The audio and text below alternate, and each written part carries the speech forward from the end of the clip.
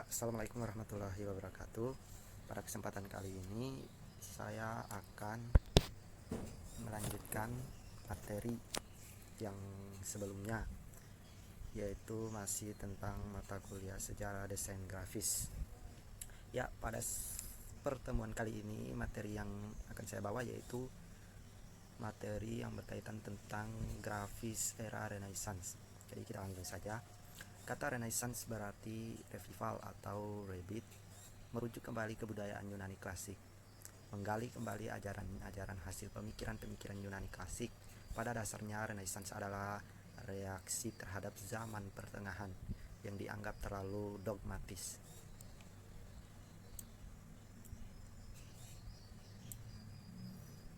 Jadi terlalu dogmatis, teosentris, tidak rasional, akhirnya diganti dengan prinsip hidup yang rasional, ilmiah, nalar, dan antroposentris. Terjadi pada kurun waktu abad dengan prinsip hidup yang rasional, ilmiah, nalar, dan antroposentris terjadi pada kurun waktu abad 1350 sampai dengan 1600 Masehi di Italia. Masa Renaissance merupakan peralihan dari abad pertengahan ke abad modern.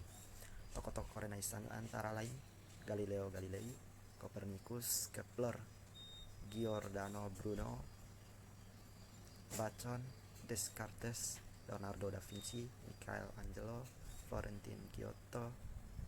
Merujuk pada pemikiran Vitruvius, ciri-ciri desain pada masa Renaissance antara lain order, keberaturan, eurismi, keindahan dan keserasian, proporsi, simetri, keseimbangan. Temuan revolusioner pada masa Renaissance di bidang seni rupa adalah perspektif. Perspektif adalah teknik menggambar yang berusaha memindahkan image ruang ke atas bidang dua dimensi. Prinsip perspektif adalah memanipulasi ukuran dari benda yang digambar. Benda makin jauh digambar makin kecil. Menemukan perspektif membawa kesadaran baru pada manusia bahwa gambar mempunyai dasar atau aturan tertentu dan aturannya adalah matematika. Realitas dapat digambarkan dengan matematika sebagai alatnya. Juga menemukan hukum-hukum ini memberikan struktur pada ruang visual.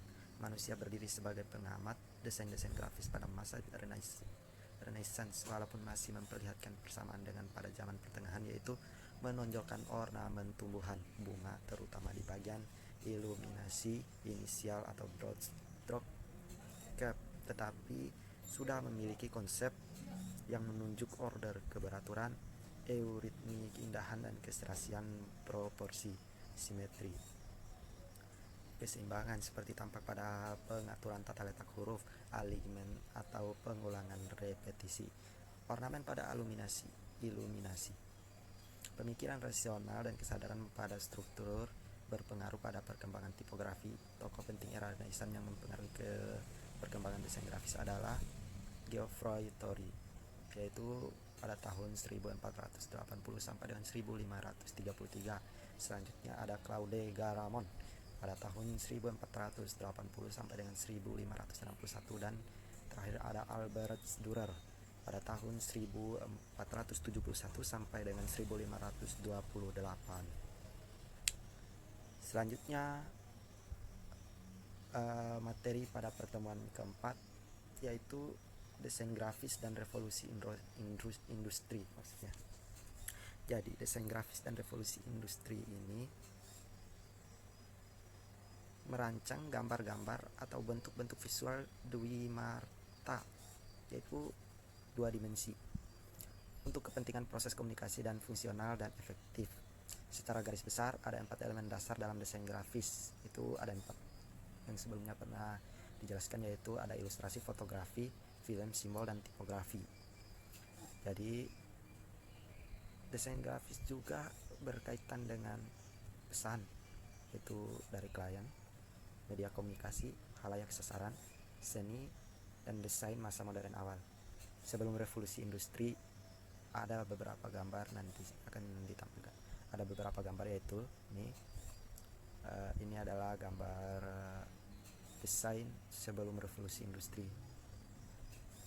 Jadi bentuk pengumuman dan promosi dikerjakan manual oleh seniman atau ahli cetak. Buku kuno dilukis dan dihias oleh seniman. Jadi kemudian masuk ke era revolusi industri, mulailah mesin cetak bermunculan, ditemukan. Berkembangnya film dan televisi, rancangan grafis, audiovisual, teknologi, dan komputer. Gelombang peradaban dunia pertama yaitu revolusi agraris.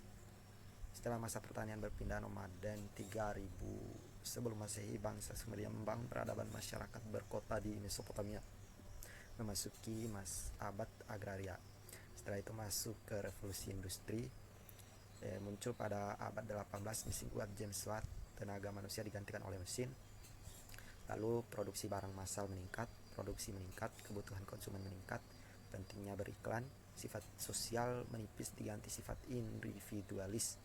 Revolusi industri awal dari modernisme. Selanjutnya ada gelombang ketiga, the third wave, revolusi informasi, yaitu informasi menjadi kebutuhan penting masyarakat, teknologi digital, komputer, satelit, ledakan informasi. Terus ada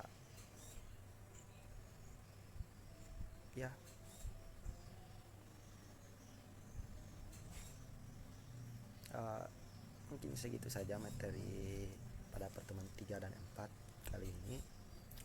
Saya akhiri dan selanjutnya saya akan kembali. Terima kasih. Wassalamualaikum warahmatullahi wabarakatuh.